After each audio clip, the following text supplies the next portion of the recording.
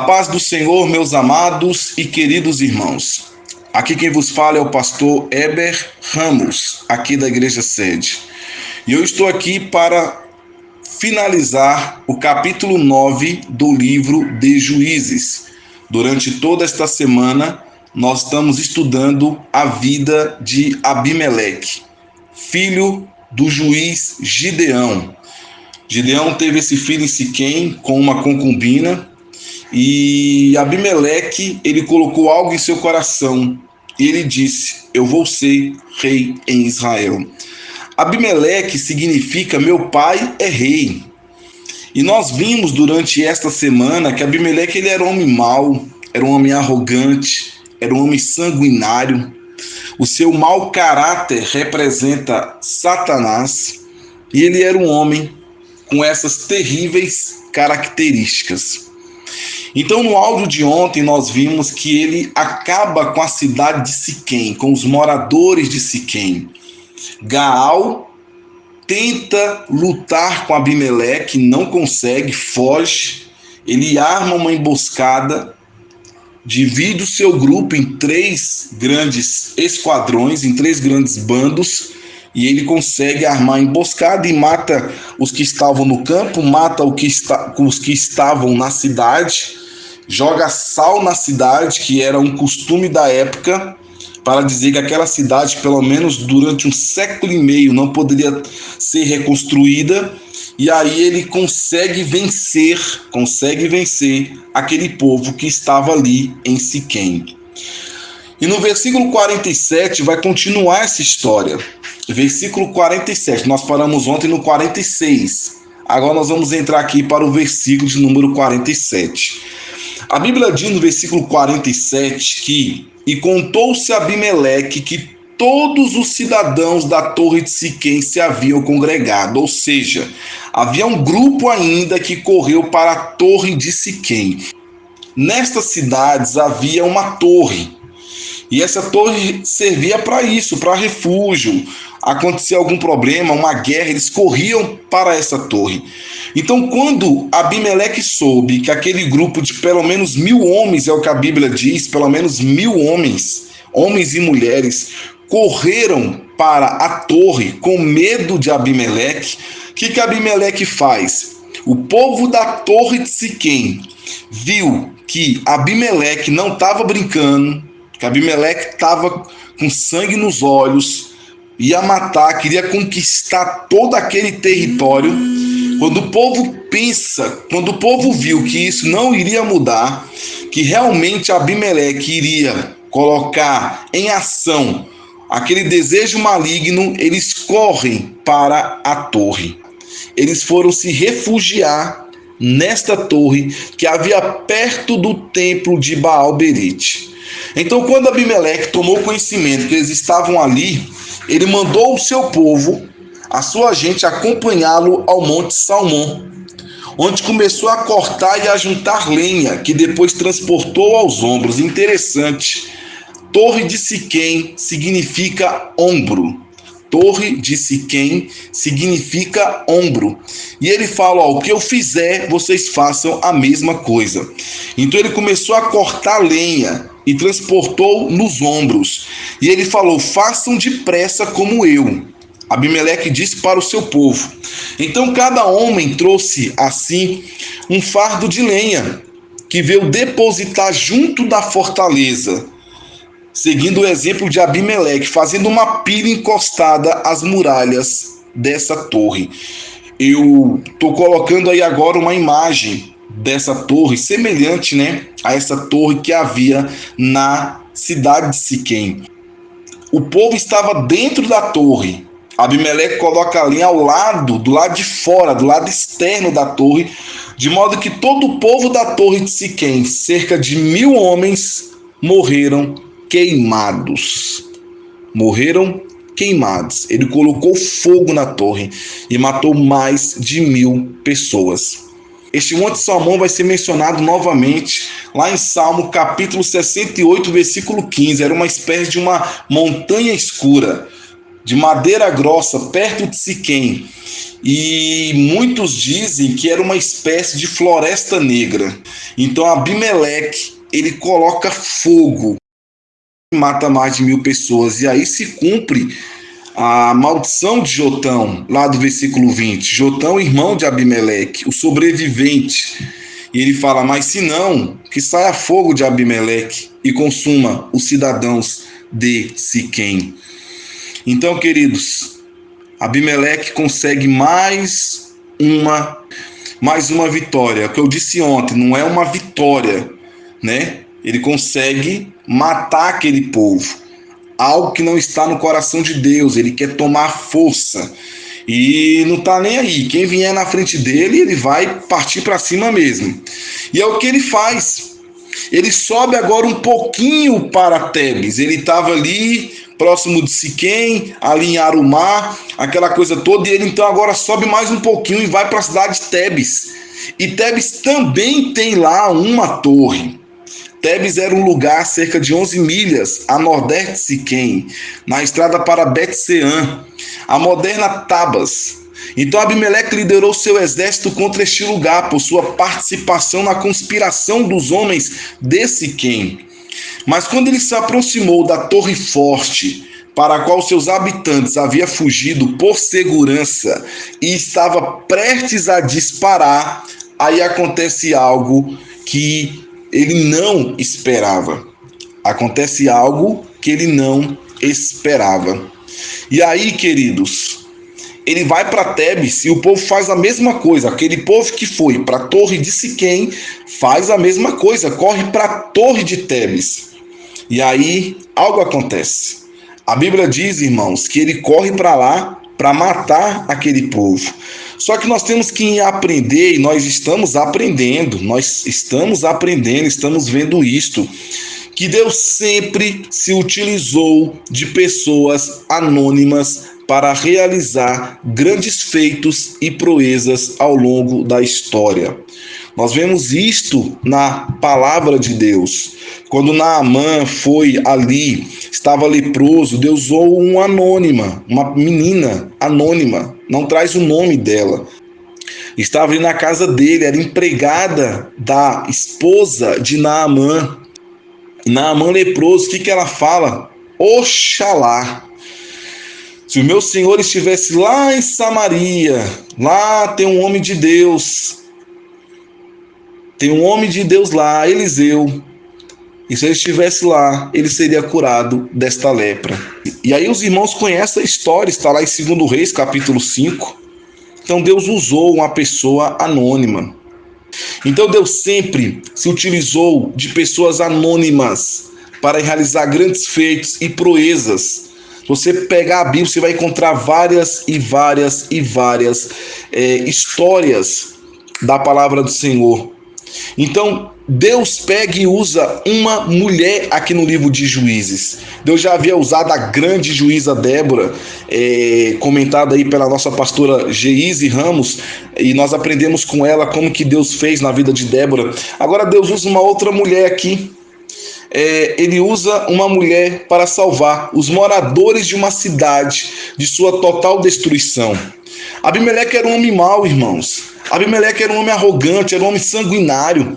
Como é que um homem faz isso com seus irmãos? Ele pega e mata 69 irmãos em cima de uma pedra, fazendo um sacrifício no templo de Baal-Berite. Como é que um homem faz isso com os irmãos? E ele fez, matou 69 irmãos.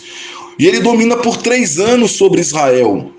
E Deus então começou a agir, colocou aquele espírito mau entre Abimeleque e os moradores de Siquém.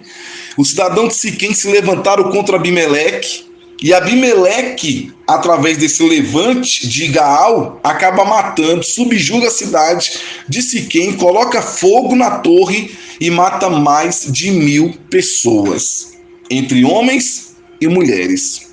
Agora, na ânsia de dominar todo o território e tornar-se rei, Abimeleque partiu com seus homens em direção à cidade de Tebes. Mas Deus, desta vez, vai agir, porque ele já estava agindo, e aí a investida de Abimeleque foi frustrada. E aí Deus usa uma anônima. Deus usa uma anônima para acabar com tudo isso. Para acabar com tudo isso.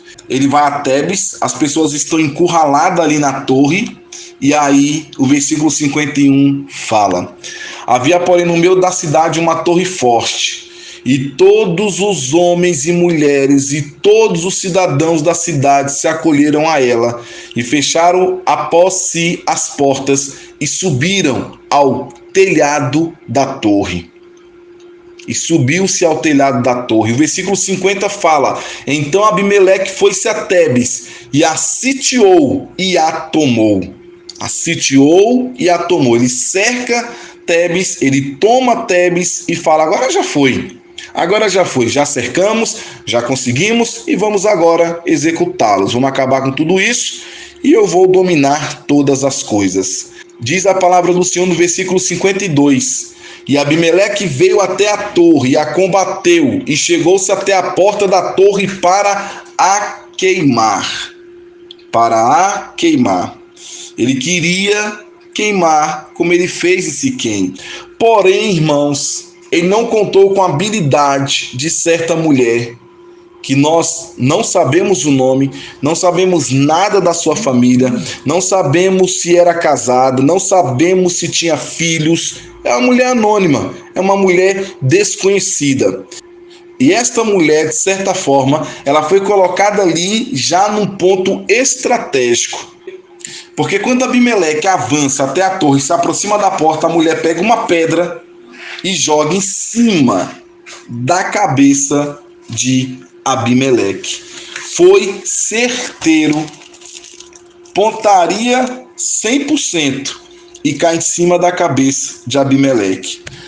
A minha Bíblia de aplicação pessoal diz: em tempo de guerra, as mulheres algumas vezes eram chamadas para juntar-se aos homens dos muros da cidade para soltar pesados objetos sobre os soldados inimigos. Então as mulheres ali, de forma invisível, fica aqui no alto, quando eles passarem, vai jogando os objetos pesados e vai matando essa galera má. Essa galera que só quer causar destruição, e vai jogando objetos pesados. E essa mulher foi colocada ali no ponto estratégico, evidentemente com a supervisão de Deus. Foi certeiro, irmãos, o golpe. Então, uma pedra de moinho era o objeto ideal para aquele propósito. Essa pedra de moinho, ela era redonda, com 45 centímetros de diâmetro e com um buraco no meio. Era utilizada para transformar os grãos em farinha. O cereal era colocado entre duas pedras, a superior girava e esmagava a semente. A morte de Abimeleque foi especialmente humilhante. Ele foi morto por uma mulher, não em luta, mas vencido por um artefato e não por uma arma. Além do mais, ele pediu que seu escudeiro o transpassasse com a espada antes que morresse pela pancada daquela pedra. Porque o versículo de número 53 diz que uma mulher lançou um pedaço de uma mó sobre a cabeça de Abimeleque e quebrou-lhe o crânio. E no versículo 54 ele chamou logo o moço, porque ele tinha o pajem ou pajem que ficava ali do lado dele, para poder carregar suas armas, para poder carregar seus escudos, enfim, sempre um rei tinha uma pessoa ali do lado dele. E aí o que ele faz, irmãos? Ele pega esse moço, fala com o moço e fala: o seguinte, desembainha a tua espada e mata-me, para que se não diga de mim, uma mulher o matou e o seu moço o atravessou e ele morreu. Então eu não quero ser morto por uma mulher. Eu não quero que espalhem que eu fui morto por uma mulher. Isso é humilhante. Então pega a tua espada e me mate. Prefiro morrer assim do que morrer desta forma por uma mulher. Isso para um soldado era considerado uma vergonha, porque a mulher não tinha valor nenhum. Nós já aprendemos sobre isso. A mulher não tinha valor nenhum. Então era uma vergonha morrer pelas mãos de uma mulher. E Deus usa esta mulher. Só que isso, irmãos, não teve muito o que fazer, não. Porque a morte dele foi lembrada desta forma, sim. Ele foi lembrado desta forma.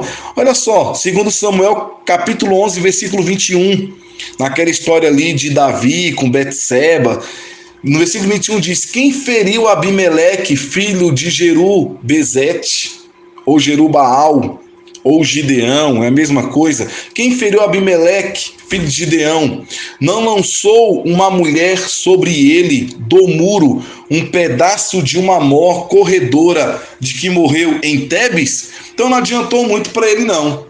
Ele continuou sendo lembrado por aquele homem que morreu ferido por uma mulher. Então ele estava preocupado com o que as pessoas iam dizer, porque essa é a base da qual a posteridade julga uma pessoa. Os assuntos a que as pessoas são mais sensíveis, muitas vezes não são os que mais importam. Aqueles que cultivam apenas o orgulho e a ambição, normalmente morrem como vivem, mais preocupado com que a reputação seja preservada do que em salvar sua alma da destruição. Eles se preocupam mais com a sua reputação, mas não tem aquela preocupação em saber como é que vai ser após a morte. Como é que vai ser após a morte para que eu possa salvar a minha alma? Então, irmãos, uma coisa interessante aqui, uma curiosidade. O primeiro homem que procurou reinar sobre Israel e o primeiro rei, Saul, quiseram morrer do mesmo jeito.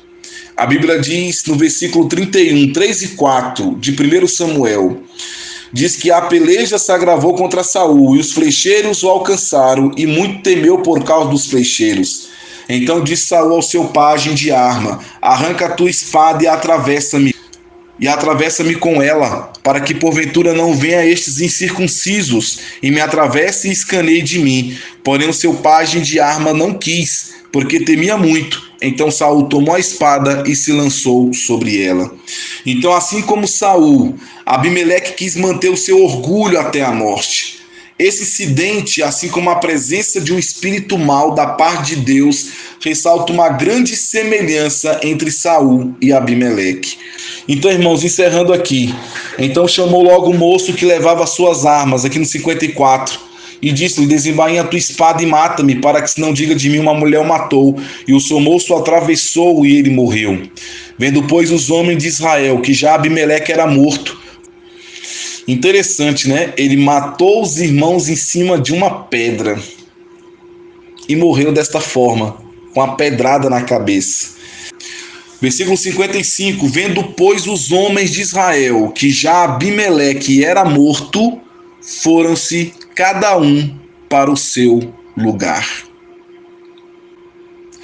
Versículo 56, assim Deus fez tornar sobre Abimeleque o mal que tinha feito ao seu pai, matando os seus 70 irmãos. Então, após a morte de Abimeleque, seu exército foi dissolvido, acabou. O versículo 57 encerra o capítulo 9 dizendo: como também todo o mal dos homens de Siquém fez tornar sobre a cabeça deles, e a maldição de Jotão, filho de Jerubaal, veio sobre eles. Então estas palavras apresentam a moral de todo o registro. O autor do livro de Juízes cria profundamente que Deus controla os eventos históricos, punindo tanto os crimes nacionais quanto os individuais. Os assassinos dos filhos de Gideão, sobre a rocha, é morto por uma pedra que atingiu sua cabeça. E os ímpios siquemitas, que com a ajuda de Abimeleque, havia utilizado o dinheiro do templo para contratar assassinos de homens bons, foram queimados no mesmo templo. A maldição de Jotão foi completamente cumprida.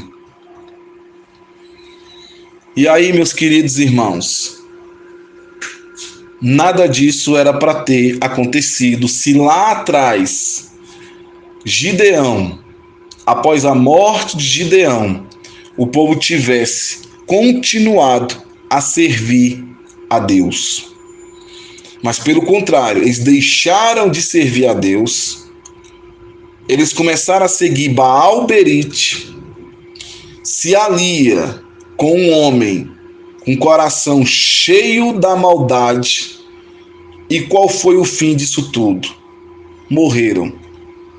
Muita destruição, muita desgraça, muitas coisas ruins aconteceram, porque simplesmente saíram do propósito de Deus. E aí, meu amado, essa história me ensina o seguinte: vamos esperar a vontade de Deus nas nossas vidas.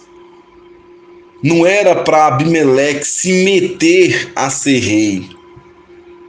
Tinha que esperar a vontade de Deus. Se fosse da vontade de Deus, ele seria rei. Então nós não podemos agir dessa forma. Achar que temos que ter algo.